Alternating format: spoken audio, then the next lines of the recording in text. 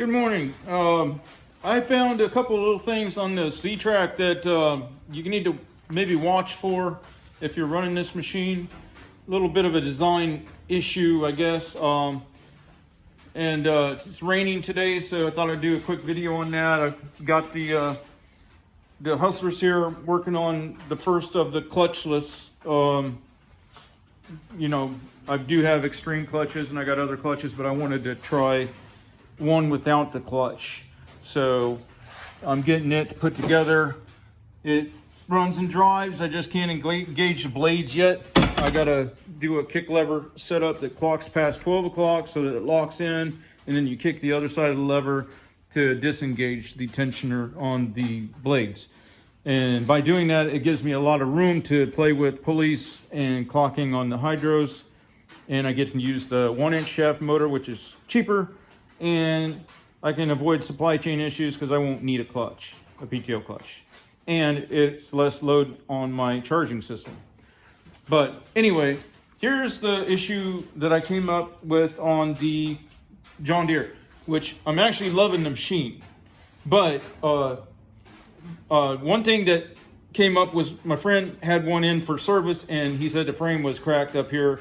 And I'm noticing on the newer Z-Tracks, there's gusseting that comes back from here all the way back on this frame rail that this one doesn't. And to my eye, I almost see a little bit of bowing. I know there's a lot of weight there. And then of course, if you would hit something, that weight transfer, as I can suss in my mind, I think, would pull down at that front chain stay, putting the load force of a forward impact down right there at that point, which is kind of midway on that frame rail. Anyway, that, I don't know what you can do. The one machine he had in for service had been welded up there, so he told me that as a precaution. My workaround on that is going to be when I do the loader arms, that I'm going to build a plate that matches these bolt patterns. That plate will be of very thick metal, comes up, and it supports my lower loader arm that goes either to the frame where the spring support was, and on this side that was also the either the fuel tank or the battery box. I can't remember which side it was which, but now I have the fuel tank up here and I have the battery over there. So anyway, or the back side of this loader arm support would be to the motor perch. And then that piece of material right there that supports my lift cylinders for the upper arm will brace this frame. Here's the other issue. Right here, when this machine is, see this whole plate there, my finger's touching with the motor and the hydros and everything moves up and down. I found that right there where that bolt head is, where my finger's, not my middle finger, my other finger, is almost touching. There's a bolt head sticking out, and that hose, the hydraulic line, especially in the upper position, because the wheel motors stay fixed, that hydro line is being abraded very severely, and on mine it's nearly worn through. It is worn through the outer covering, and it's nearly worn through the whole line.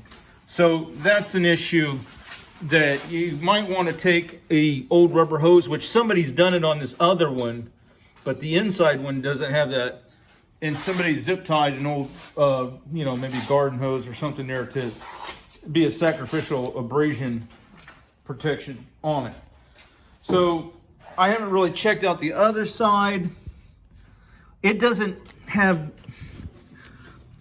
it does have a nut down there, and it is real close to that one line. So probably I'll work on both of those. For what I'm using the machine for, it won't be as big of an issue. I'm not going to be moving the deck up and down a lot until and unless I decided to maybe mow with it. I mean, I will mow. I do mow with it. I'm not to get me wrong. but generally it's like if I'm going to clear and grade something, then, you know, I would mow real low, then mount my ripper bar on the black back blade, and then that makes it a little easier for me to cut through the organics, because this is somewhat of a light machine. But that being said, being right on top of your work, you know, to me, you get a lot better control. I mean, I've tried grading with the Bobcats and everything and stuff.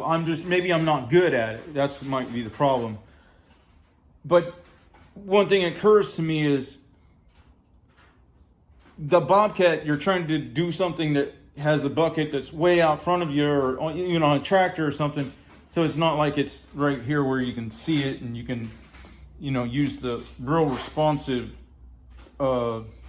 controls of manual. You know, when you're going through hydraulics, seems like it either cuts in too deep, or you're just going across it and not cutting in at all, or it's probably me. But either way, I like being on top of my work, and that's one of the reasons that I have gone away from the remote control mowers and stuff. I just don't see it being viable for mowing, and maybe even for other work like this. You know, there's nothing like if you're backing up to a foundation or something,